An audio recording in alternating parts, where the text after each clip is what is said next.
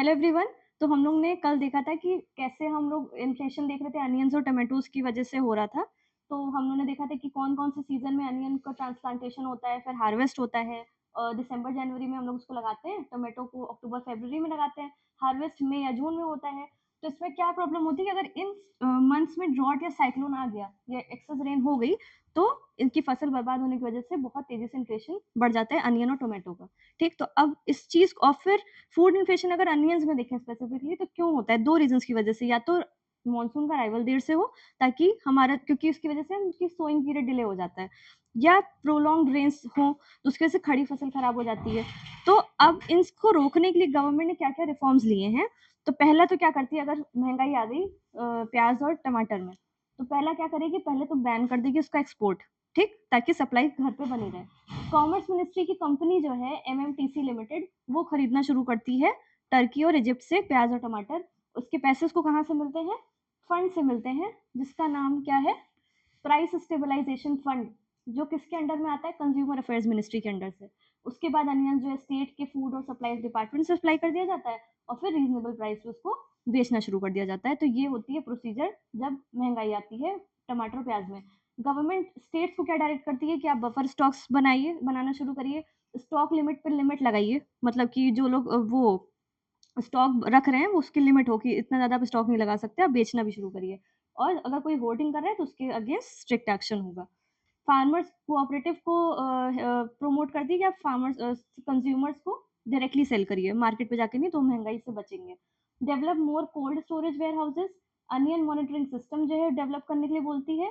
Dehydrated onions जिसमें पानी नहीं होता है, उन अनियंस को प्रमोट करते हैं बफर स्टॉक के लिए, ताकि उनकी शेल्फ लाइफ ज़्यादा होती है। अगर हम प्याज़ ऐसे रखेंगे जो हाइड्रेटेड अनियंस होते हैं, उनकी शेल्फ लाइफ कम हो जाएँगी, तो अगर बफर स्टॉक में रखेंगे भी तो ज़्यादा दिन नहीं चल पाएँगे। तो ये प्रॉब्लम हो गई, मतलब ये सॉल्यूशन हो गया। और जो नैफेड है, वो प्रोक्योर करता है और स्टोर कहाँ से करता है? मेनली 3 स्टेट से।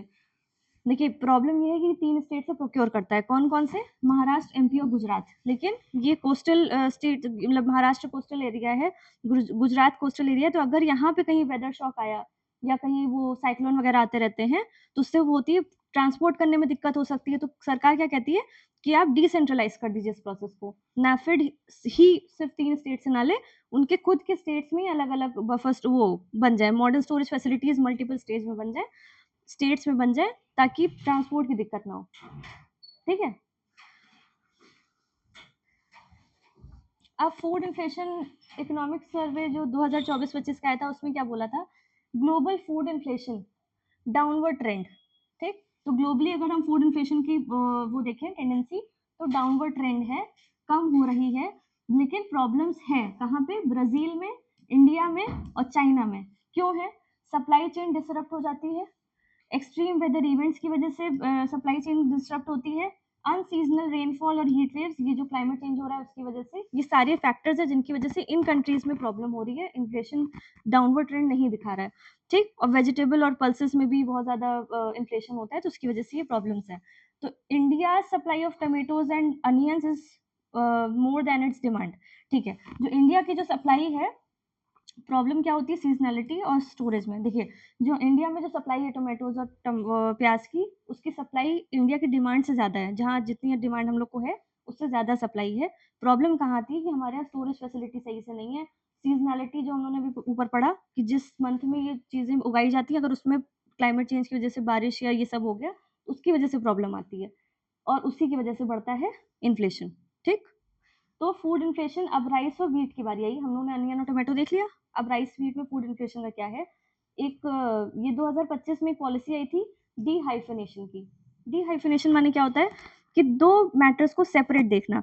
जैसे यूएसए, जो अगर हम मॉड उसमें देखें आईआर के टर्म्स में, तो यूएसए जो पहले इंडिया और पाकिस्तान को एक साथ देखता था, ठीक? या इज़राइल और पैलेस्टीन को एक साथ लोग देखते नहीं है कि ये दोनों कंट्रीज़ को एक साथ देखा जाता है, अलग-अलग उनको नहीं देखा जाता। लेकिन अब क्या हो गया कि यूएसए अब इंडिया को अलग ट्रीट करता है, पाकिस्तान को अलग ट्रीट करता है। तो हम लोग ने हाइफ़ेनेशन होता है ना, ये हाइफ़ेनेशन, तो डी-हाइफ़ेनेट कर दिया उन्होंने, अलग-अलग कर दिया। तो अब डी-हाइफ़ेनेटिंग का क्या मतलब है? पहले हम लोग क्या करते थे? We believed that over cultivation of both rice and wheat causing problem for ground water, soil, fertiliser use, ठीक?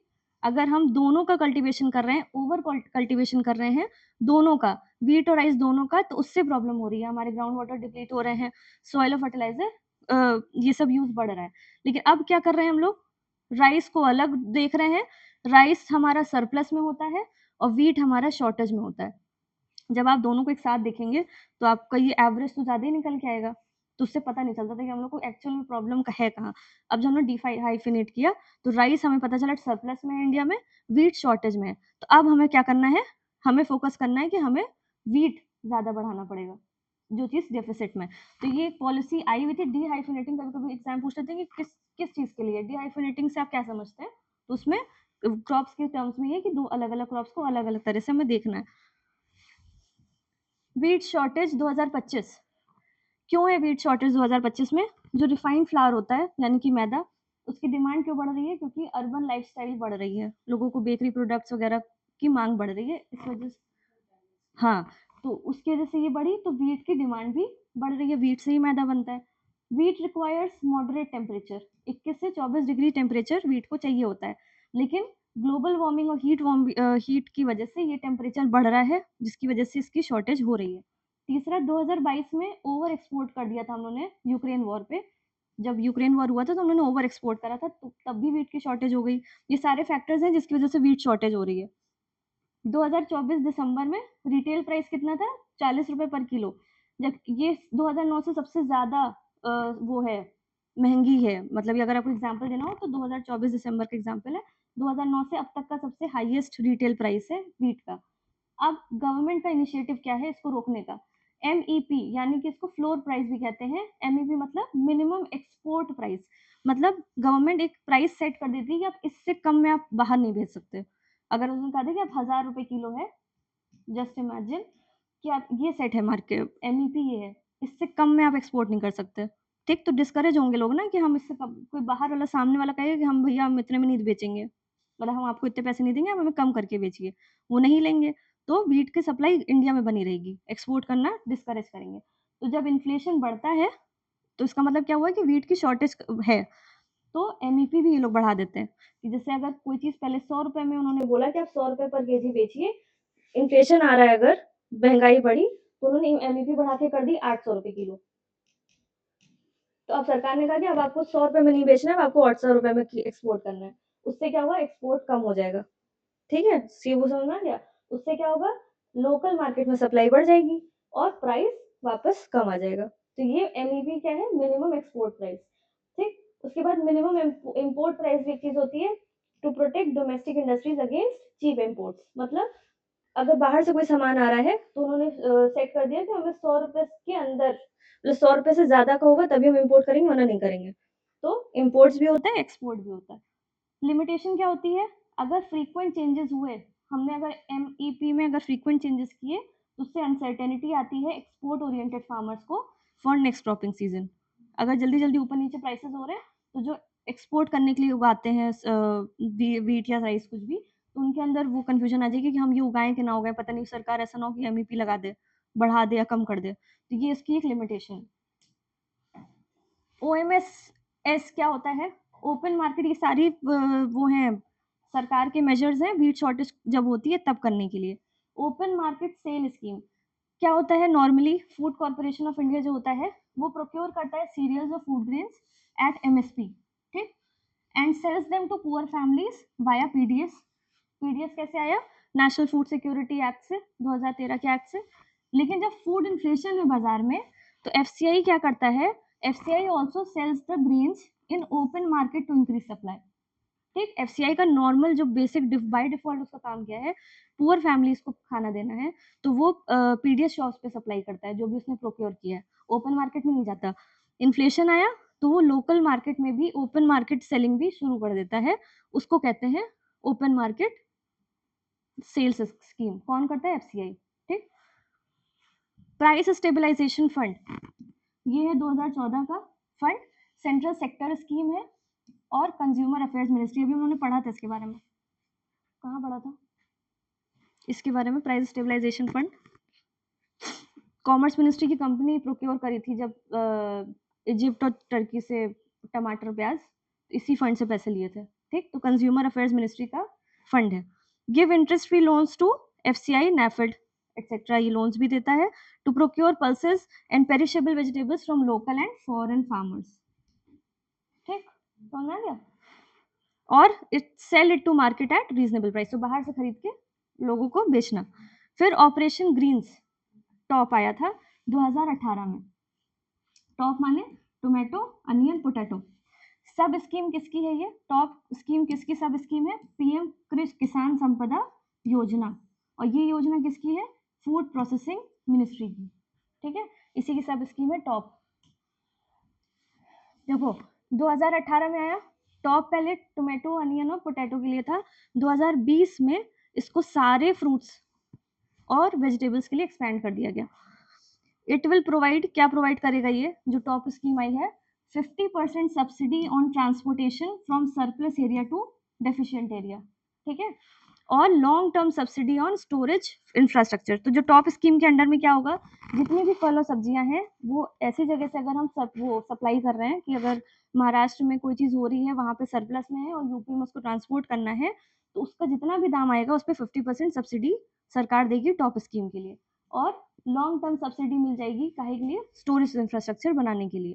ठीक, बेनिफिट्स क्या होते हैं इसके? टॉप स्कीम के क्या होंगे? एक तो फूड वेस्टेज बचेगा। कैसे? अगर कहीं पे सरप्लस हो रहा है, वेस्ट हो रहा है, तो वो सरप्लस हम दूसरी जगह ले जाके जहाँ पे नहीं हो रहा है वहाँ पे हम ट्रांसपोर्ट कर देंगे, तो सरप्लस है पर वेस्टेज बच गया। बेटर प्राइसेस होगा, फार्मर्स के लिए प्राइसेस बेटर हो जाएंगे और अफोर्डेबल फूड मिलेगा कंज्यूमर्स को, क्योंकि जहाँ पे डेफिसिट है वहाँ पे चीज़ें महंगी मिल रही होंगी और जहाँ पे सरप्लस है वहाँ पे प्राइसेस कम होंगे, तो वहाँ से उठा के हमने सरप्लस से डेफिसिट पे दिया, तो कंज्यूमर्स को अफोर्डेबल भी प्राइस पे मिल गया। अब तीसरी चीज़ आ गई फूड इन्फ्लेशन। अगर एडिबल ऑयल में देखें तो एडिबल ऑयल में फूड इन्फ्लेशन क्यों आता है? अगर फॉल्टी MSP पॉलिसीज है, हम लोगों ने देखा कि हम लोग का जो MSP होता है मेनली देते तो सब पे है, पर जोर किस पे ज्यादा रहता है? व्हीट और राइस पे। एडिबल ऑयल का तो ध्यान नहीं दिया जाता है, इसलिए किसान इसको उगाते भी नहीं जल्दी। उससे क्या होता है? इनएडुकेट प्रोडक्शन होता है। उससे क्या होता है? Expensive, becoming expensive to import. एक तो प्रोडक्शन कम हुआ और इम्पोर्ट करना एक्सपेंसिव क्यों हो जाता है? क्योंकि फास्ट फूड और जंक फूड की डिमांड बहुत ज़्यादा है जिसमें ये यूज़ होता है, तो हमें सप्लाई बहुत ज़्यादा चाहिए और ये इम्पोर्ट करना एक्सपेंसिव इसीलिए हो जाता है कि हमें सप्लाई ज़्यादा चाहिए। La Nina affecting crop production in Argentina, Brazil for soybean oil. इसके इफेक्ट से अगर देखिए, हम लोग अर्जेंटीना, ब्राज़ील और शायद चाइना से भी इम्पोर्ट करते हैं सोयाबीन ऑयल सॉरी, और वहाँ पे अगर लानीना आया तो वहाँ पे उसकी प्रोडक्शन कम हो जाएगी, तो हम लोग फिर इम्पोर्ट नहीं कर पाएंगे। तीसरा, मलेशिया और इंडोनेशिया का जो पाम ऑयल है वो चाइना ज़्यादा परचेज कर लेता है, इसलिए इंडिया को खरीदने के लिए कम बचता है। ठीक, तो ये सारी चीज़ें जिसकी वजह से एडिबल ऑयल में महंगाई आती है। Edible oils are used for generating biofuels by USA and Brazil. देखिए, एडिबल हमारे यहाँ काहे के लिए यूज़ होता है? जंक फूड और ये फास्ट फूड बनाने के लिए मेन। लेकिन जो USA और ब्राज़ील है वहाँ पे एडिबल ऑयल क्यों यूज़ हो रहा है? बायोफ्यूल्स जनरेट करने के लिए। तो अगर कोई कंट्री अपने यहाँ ये सब जनरेट कर रही है तो वो एक्सपोर्ट कम करेगी, तो इस वजह से हमारे पास इम्पोर्ट करने के लिए फिर कम बचता है। इसीलिए हमने देखा ना हमारे पास इम्पोर्ट क्यों एक्सपेंसिव हो रहा है, हम इम्पोर्ट क्यों नहीं कर पा रहे हैं? क्योंकि क्वांटिटी ही कम है। ठीक, पांचवा, कोरोना जब आया था तो सप्लाई चेन कंस्ट्रेंट हो गई थी और लेबर इश्यूज भी थे लॉकडाउन में, तो उसकी वजह से एडिबल ऑयल में महंगाई आई। 2021 में क्या हुआ? Government decreased custom duty on imported palm oil to decrease the price in India and impose stock limits under essential commodities act. तो ये गवर्नमेंट ने मेजर्स लिए थे कि हम कस्टम ड्यूटी कम कर देंगे, जो इम्पोर्ट होके आ रहा है तो उससे प्राइस कम हो जाएंगे, इंडिया में सप्लाई बढ़ जाएगी। अब उसी चीज का स्कीम्स क्या क्या है? एडिबल ऑयल न्यू स्कीम, इसको NMEO और OP 2021 कहते हैं। एग्रीकल्चर मिनिस्ट्री की स्कीम है to make India self reliant in edible oil production. ठीक, और सेंट्रल स्पॉन्सर्ड स्कीम है, यानी कि स्टेट्स का भी योगदान होगा इसमें, और स्पेशल फोकस किस पे है? नॉर्थ ईस्ट और अंडमान एंड निकोबार आइलैंड्स पे। ठीक है, तो एडिबल ऑयल न्यू स्कीम, इसके कंपोनेंट्स क्या क्या हैं इस स्कीम के, आप लोग लिखते भी जाइए साथ साथ में। DBT क्या होता है? देखिए, हम लोग डायरेक्ट बेनिफिट ट्रांसफर कैसे देते हैं एडिबल ऑयल में? जो ऑयल पाम के जो फार्मर्स होते हैं, जो ऑयल पाम ग्रो कर रहे हैं, वो क्या करते हैं? They produce fresh fruit bunches. ठीक, जो फ्रेश फ्रूट बंचेस वो बनाते हैं, उसी से ऑयल एक्सट्रैक्ट किया जाता है, from which crude palm oil is extracted by the ministry. ठीक है। और फिर जो फार्मर्स हैं वो FFBs यानी कि जो फ्रेश फ्रूट बंचेस हैं उसको ऑयल मिलर्स में सेल करते हैं। और अगर फार्मर को कुछ कम पैसे उसमें मिलते हैं जब वो मिलर्स को बेचते हैं, तो उसमें जो जैसे जैसे अगर सरकार ने बोला कि हम आपको 100 रुपए देंगे अगर आप हमें ऑयल बेच रहे हैं, लेकिन उनको बेचना पहले कहाँ है फार्मर्स को, जो ऑयल बना रहा है, मिलर्स को, ऑयल मिल्स को।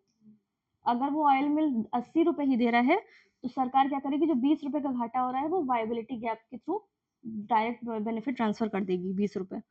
तो देखिए ऑयल पाम फार्मर्स क्या करते हैं, they produce fresh fruit bunches, ये टर्म होता है ऑयल पाम में, वो इसी बंचेस से ऑयल एक्सट्रैक्ट किया जाता है।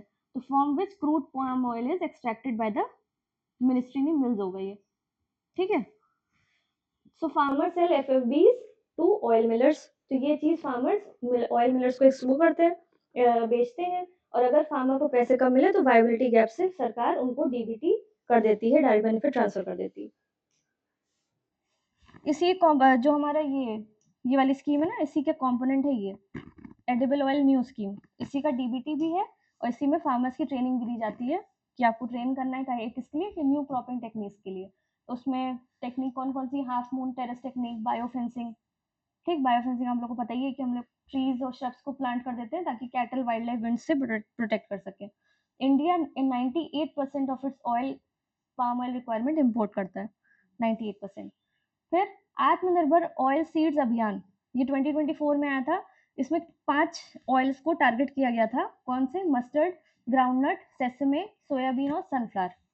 ठीक है। तो ये आत्मनिर्भर ऑयल सीड्स अभियान 2024 कब आया है, और मतलब इसके टारगेट ऑयल सीड्स कौन कौन से हैं, mustard, groundnut, sesame, soybean, sunflower. अब आप लोग ये बताइए इसमें कौन सी खरीफ है और कौन सी रबी क्रॉप है।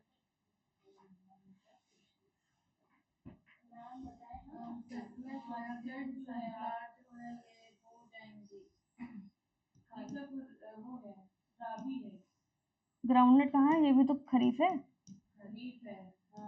और ये मस्टर्ड, और ये 3S खरीफ। सैफफ्लावर वो है रबी, याद हो गया ना हम लोग को, गुड। हाँ, तो इस अभियान में क्या है, हम लोग को क्या करना है, हम लोग को हाई यील्डिंग वैरायटी। ठीक है। तो इस अभियान में क्या कर रहे हैं, हम लोग को हाई यील्डिंग वैरायटीज हमें डेवलप करनी है, modern farming techniques, market linkages, procurement, value addition या क्रॉप इंश्योरेंस, ये सारी चीजें करनी है। ठीक। अब एसेंशियल कमोडिटीज एक्ट 1955 का एक्ट है ये। ठीक है। और फार्म बिल्स जब आए थे तो उसमें भी इसमें अमेंडमेंट करने की बात हुई थी, पर फार्म बिल्स रिपील हो गए थे। क्या करता है essential commodities act, it aims to control production, supply and distribution, production, supply and distribution किसका, ऑफ सर्टेन एसेंशियल कमोडिटीज। और वो एसेंशियल कमोडिटीज में कौन कौन सी हैं, एग्जाम्पल, फूड ग्रेन हो गया, jute, fertilisers and seed, pulses, edible oil, sugar, cattle fodder, medicine भी हैं इसमें, खाली सीमित नहीं है वो एग्रीकल्चर से, और पेट्रोल, डीजल, ये सारी चीजें। अगर कभी जब कोरोना वगैरह होता है तो उसमें ये कंट्रोल में आ जाता है कि हमें कैसी कैसी चीजें लोगों, मतलब जो एसेंशियल कमोडिटीज है उनका कैसे प्रोडक्शन करवाना है, सप्लाई और डिस्ट्रीब्यूशन कराना है, तो इस एक्ट के थ्रू गवर्न होता है। 1955 का एक्ट है ये। अब डिफ्लेशन जो है, अभी तक हम लोग इन्फ्लेशन की बात कर रहे थे, अब डिफ्लेशन है। 2017 ऑनवर्ड्स हम डिफ्लेशन देख रहे थे 3 रीजंस की वजह से। पहला डिमोनेटाइजेशन, कब हुआ था डिमोनेटाइजेशन, 2016 में, 8 नवंबर शायद। ठीक।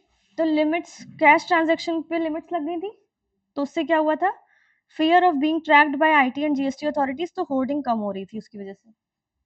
होर्डिंग कम हो रही है, इसका मतलब सप्लाई ज्यादा हो रही है। ठीक। उसके बाद प्रोटेक्शनिज्म हो रहा था, US और EU कह रहे थे कि हमें खुद को देखना है, हम कहीं और सब इम्पोर्ट एक्सपोर्ट नहीं करेंगे। प्रोटेक्शनिज्म USA अपना रहा था जब जो बाइडेन थे, तो इंडिया एक्सपोर्ट कम हो गए, सप्लाई डोमेस्टिक मार्केट में बढ़ गई, ये सारे डिफ्लेशन है। और RBI की हॉकिश पॉलिसी हॉकिश पॉलिसी मतलब वो डॉविश होती है। हॉकिश मतलब, हाँ, जब इन्फ्लेशन बढ़ता है तो हॉकिश पॉलिसी आती है ना, कंट्रोल करने के लिए उसको। अभी हम लोग पढ़ेंगे उसमें इन्फ्लेशन वाले में, तब देखेंगे। डिफ्लेशन क्या होता है? अब डिफ्लेशन से शुगर मिल्स को क्या प्रॉब्लम हुई? एफआरपी क्या होता है?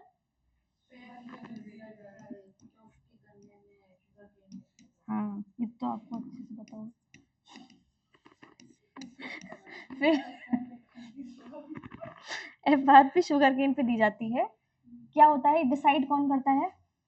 Union government. अब इसी पे क्वेश्चन है जो पहले पूछा था हमने, एमएसपी कौन करता है?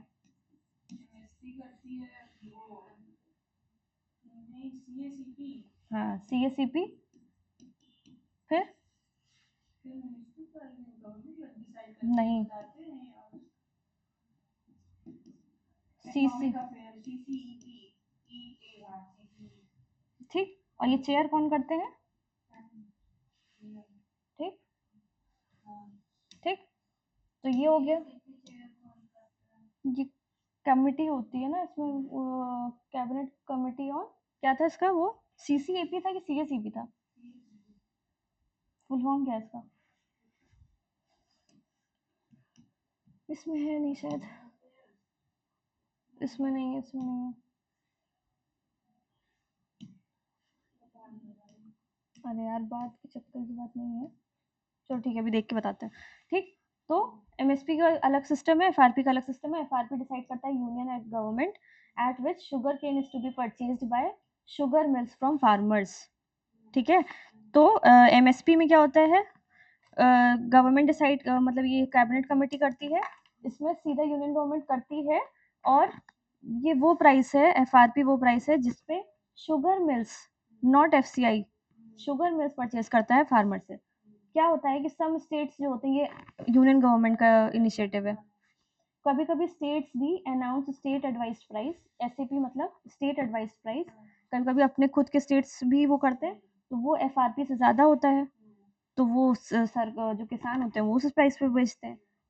केन रिजर्वेशन एरिया भी एक पॉलिसी होती है कि जैसे अगर कोई यूपी का है शुगर मिल, तो उससे कहा जाएगा कि आप इतने रेडियस में जो किसान है उन्हीं से आप शुगर केन परचेज कर सकते हैं, उसके बाहर नहीं। उससे क्या, तो अगर कोई गुजरात से या राजस्थान, जो भी बंगाल या बिहार से कोई शुगर केन मंगाने से रोक दिया जाता है उसको। नहीं समझे, देखो, वैसे यूपी है, ठीक, यूपी में शुगर मिल्स को बोला गया कि आप इतने रेडियस के जो किसान है आप उसी से शुगर केन खरीद सकते हैं। क्यों करते हैं ऐसा? ताकि बाहर से आप इम्पोर्ट ना कर सकें।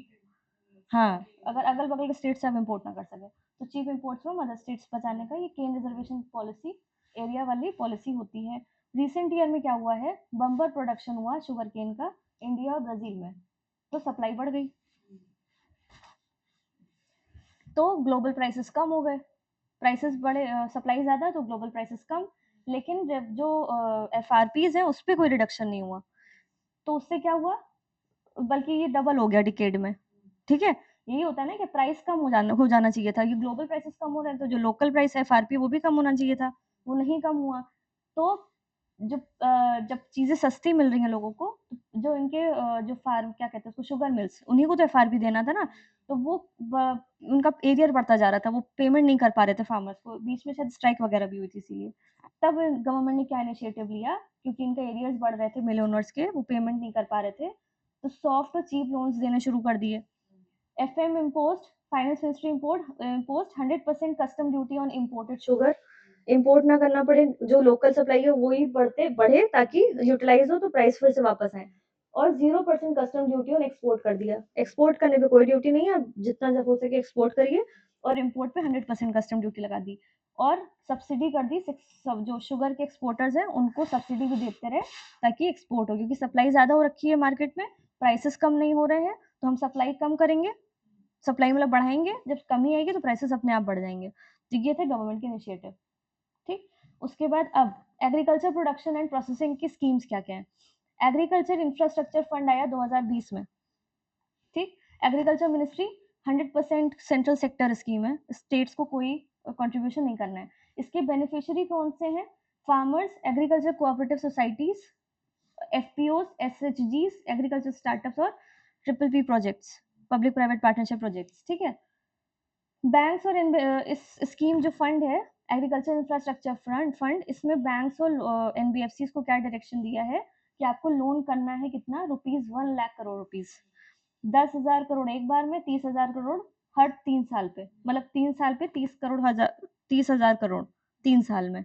ठीक है, तो कितना हो गया, 30 30 30 90 और एक 10, 1,00,000 करोड़ हो गया। ठीक है, टोटल 1,00,000 करोड़ जो रुपए है इनको मिलेंगे कहाँ से बैंक्स को, बैंक्स अपने में से देंगे नहीं, NABARD will provide them with refinance, ये भी कॉन्सेप्ट होता है, ये हम लोग पढ़ेंगे आगे। तो रीफाइनेंस के थ्रू नाबार्ड बैंक्स को देगा और बैंक्स फिर आगे लोन में देंगे।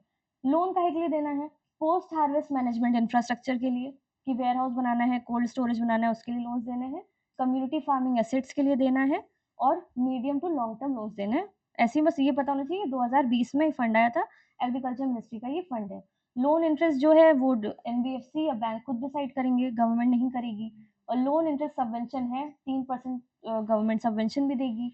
और लोन डिफॉल्ट हुआ अगर, up to 2 crore credit guarantee देता है credit guarantee fund trust for micro and small enterprises, ये CGTMSE कहते हैं ना। ये अगर लोन पे कोई डिफॉल्ट करता है तो ये भरपाई कौन करता है, ये CGTMSE, credit guarantee fund trust for micro and small enterprises, ये भी आएगा आगे, हम पढ़ाएंगे। स्कीम कब है, 2020 से लेकर 10 साल तक वैलिड है, इसलिए इंपॉर्टेंट है। 2030 तक की स्कीम है ये एग्रीकल्चर इंफ्रास्ट्रक्चर फंड। ठीक है, अब Bharat campaign under agriculture infrastructure fund, ये एग्रीकल्चर मिनिस्ट्री का फंड वो है, कैंपेन टाइप का ट्रेनिंग प्रोग्राम है, काहे के लिए, बैंकर्स को इंश्योर करें कि वो मैक्सिमम लोन्स प्रोवाइड करें। और भारत की भी इसमें फुल फॉर्म है, banks heralding accelerated rural and agriculture transformation. ठीक है, ये सारी चीजें हैं आपकी एग्रीकल्चर से रिलेटेड स्कीम्स। बस ठीक, इसके आगे नेक्स्ट वीडियो में।